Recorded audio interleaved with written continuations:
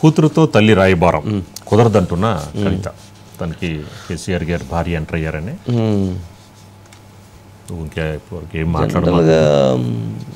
తల్లి కూతుళ్ళ బంధం తీపి కంటే మధురం. ఒక గుండె తల్లి దగ్గరే కూతురు దగ్గర ఉండేది అట్లా చెప్తారు కదా. మరి అలాంటి పదాలు అన్నీ చెప్పారు కదా.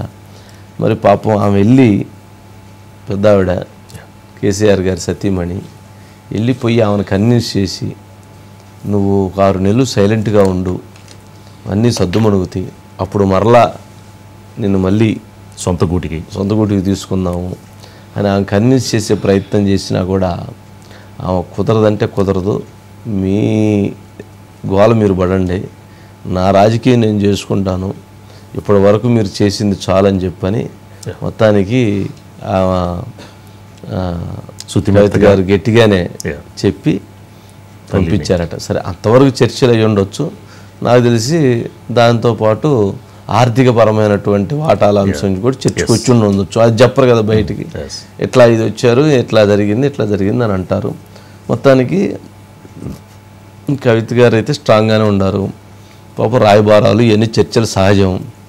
బీఆర్ఎస్కి నష్టం జరిగే అవకాశం ఉందని ఇప్పుడు తెలుసుకున్నారేమో. నాకు తెలిసి అంత పెద్ద తుఫాన్లు వచ్చేదైతే ఏం లేదు. చూడాలి మరి. అంటే తను అగ్రెసివ్గా వెళితే తను బీఆర్ఎస్ పార్టీకి నష్టం చేయాలి అని అంటే బీఆర్ఎస్ పార్టీలో జరిగిన 9 సంవత్సరాల్లో జరిగిన అవినీతి పైన, అరాచకాలపైన తను నోరు విప్పితే ఆటోమేటిక్ బీఆర్ఎస్కి అన్యాయం జరిగింది, నష్టం జరిగింది. అందుకని మొన్న మాట్లాడినటువంటి దాంట్లో కూడా ఈ ఇరిగేషన్ దాంట్లో వాళ్ళ పాత్ర ఉందని చెప్పటం, తర్వాత వీళ్ళు ల్యాండ్ కక్కుర్తి కోసం, ఆర్థిక డబ్బుల కక్కుర్తి కోసం మోకిలాల ల్యాండ్లో సెటిల్మెంట్లు ఇన్వాల్వ్ అయ్యారని చెప్పడం కోసమే ఈ నష్టం జరిగింది. మరి అది ఎన్ని తెలవాలి కదా. అజిత్ గారు గుడ్ ఈవినింగ్ అండి. ఏంటి మొత్తానికి పాపం తల్లి రాయబారం కూతురు కవిత గారు ఒప్పుకోలేదు. జనరల్గా కవిత గారు అంత తొందరగా ఒప్పుకోరులేండి. ఆమె కేసీఆర్ గారి రకం కదా, తల్లి గారి రకం కాదు కదా. మరి ఎట్లా మరి పంచాయతీ ఏమైద్ది? వంశీ గారు అసలు ఒప్పుకునే పని అయితే ఇంత దూరం కవిత గారు వచ్చి ఉండేవాళ్ళు కాదేమో. ఎందుకంటే ఆమె దాదాపు తెగతెంపులు చేసుకోవడానికి డిసైడ్ అయ్యే ఆమె మాట్లాడుతున్నారు. ఇకపై కూడా ఆమె ప్రస్థానం ఇలానే ఉండబోతోంది వంశీ గారు. అయితే మొదటి నుంచి కూడా ఆ కుటుంబానికి సంబంధించి సరే కవిత, కేటీఆర్ లేదా కేసీఆర్ వీళ్ళకి సంబంధించి ఎప్పుడు కూడా బయట అక్కడ డిఫరెన్సెస్ వస్తాయని ఎవరు కూడా ఊహించలేదు వంశీ గారు.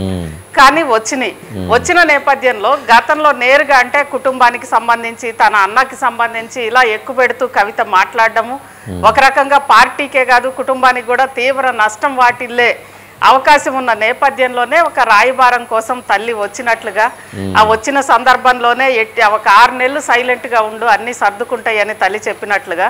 కానీ దానికి కవిత కుదరదంటే కుదరదు అన్నట్లుగా కొంచెం ఒక విశ్వసనీయ సమాచారం అయితే బయటకు వచ్చింది వంశీ గారు. కానీ ఈ మధ్య కాలంలో కవితను చూస్తే కూడా కేటీఆర్ గారి మీద ఎక్కడా కూడా ఆమె మాట్లాడలేదు నెగిటివ్ గా. అదే విధంగా తండ్రికి పూర్తి స్థాయి మద్దతుగా మాట్లాడుతుంది. కేవలం హరీష్ రావు గారు, సంతోష్ రావు గారు ఇలా వాళ్ళ మీద మాత్రమే అంటే కోర్ కుటుంబ సభ్యులు. ఇప్పుడు నిన్న తండ్రి కుమారుడు చెప్పిన కాబట్టి ఈ రోజు తల్లికి కూడా చెప్పుంటారు అమ్మ జాగ్రత్త అమ్మ అని. అంతే కదా వంశీ గారు. నాన్నని అన్నని జాగ్రత్తగా చూసుకోమని చెప్పుంటారంటారా?